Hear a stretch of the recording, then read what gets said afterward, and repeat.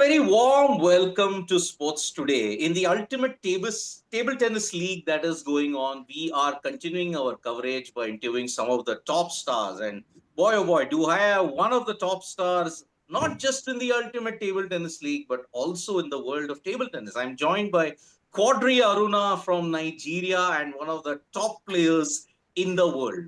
If you want to look at how Africa has been put on the global map when you have to look at table tennis, you have to thank this individual right here in front of me. Thank you so much, Quadri, for taking time out and joining us in this busy UTTL season. Thank you so much. It's my pleasure to be here with you today.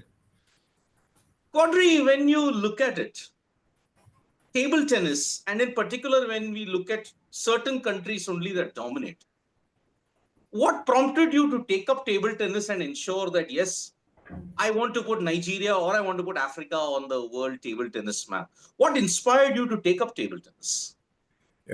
I started playing table tennis when I was 7 years old on the street. It was just for fun. It was nothing really planned like what is happening today in my life.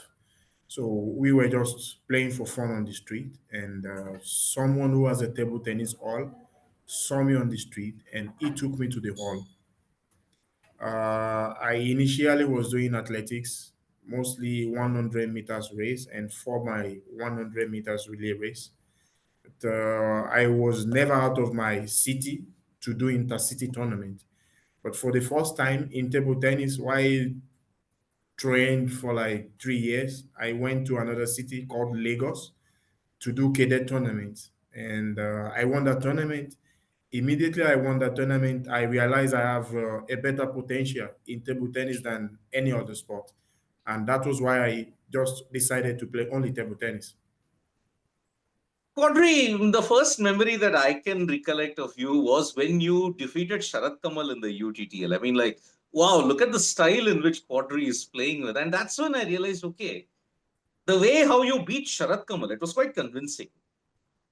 How big has the UTTL been when it has to look at progress for you as a player and as far as competing in the world leagues, especially WTT events? The system of playing UTT is a very complicated one, a system that put all players in pressure, a system that gives no advantage to any kind of player over others. So UTT is a very good one for all of us to get well prepared, to start early. In tournament, when you start early, you have a better chance of winning. And UTT always get us prepared for that. In international tournaments, sometimes you are losing 2-0, 3-0, and you still thinking you'll be able to come back. But in UTT, you have no chance to come back. So the system in UTT teach us to start strong from the beginning. Okay. Quadri, we are like India and Nigeria, okay? We unfortunately lag behind even in table tennis. I mean, yes, we do have a history of it, but somewhere when it comes to medals, when it comes to all of that, we still lag behind. Both countries share this very same thing. Sometimes you might get frustrated, right, at the lack of recognition, lack of support. How you are able to overcome all that? You see, just a very simple correction. When you compare India and Nigeria together, India is really not lag behind. Most of the times, India win medals in Commonwealth Games. Indian already won medals in Asian tournament, Asian championships. India was able to win against China sometimes. And when you look at it very well, table tennis is quite popular in India. It has a lot of recognition. Government is investing a lot. You have several individuals who are investing a lot in table tennis. In Nigeria, is really not the same. I think that happened decades ago during the likes of Atoda Musa, Shegun Toriola. They enjoyed really some kind of priority from government of Nigeria. They support table tennis a lot. But for like 2 decades now, the support has not been the same. So I think Nigeria is actually lacking more behind than India in terms of getting support. Presently, Nigeria is actually not paying anything for me. In a year, I play up to 15 tournaments. Nigeria is only paying for one.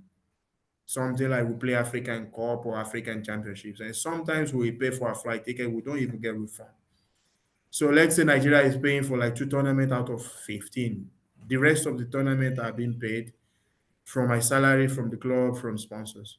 But when you look at it very well in India, you have probably top 15 players, boys and girls, that are being sponsored by the government, individuals. So it's quite different. Yeah.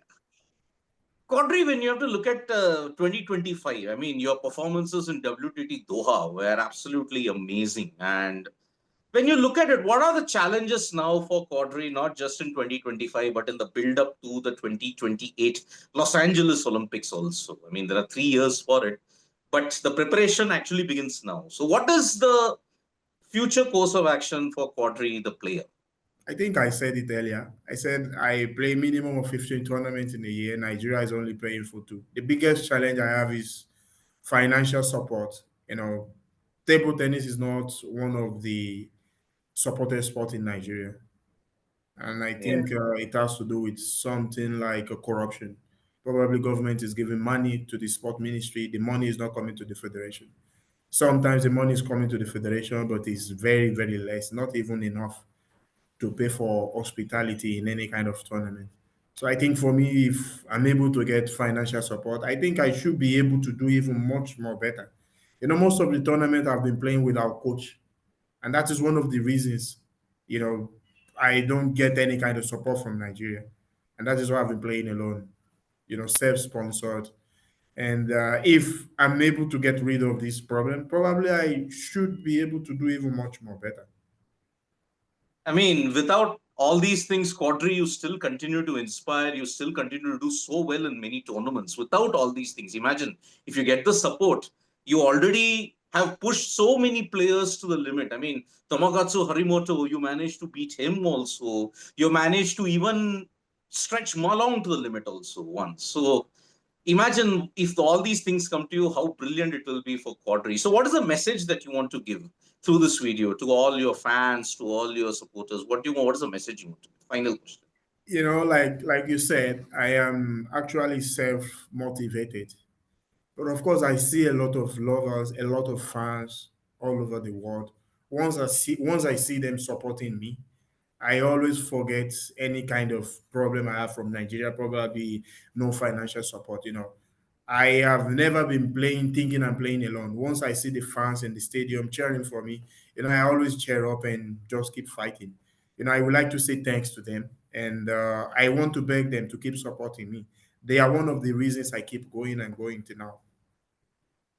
Of course. So here we have it, Quadri Aruna, not just one of the stars in the Ultimate Table Tennis League, but also the ultimate table tennis fighter also that we've got. Very inspiring, very, very self-determining. And thank you so much, Quadri, for taking time out and speaking to us for Sports Day. Your journey indeed truly continues to inspire us every single day. Thank you so much for taking time out. Thank you so much also for the opportunity and looking forward to see you soon again.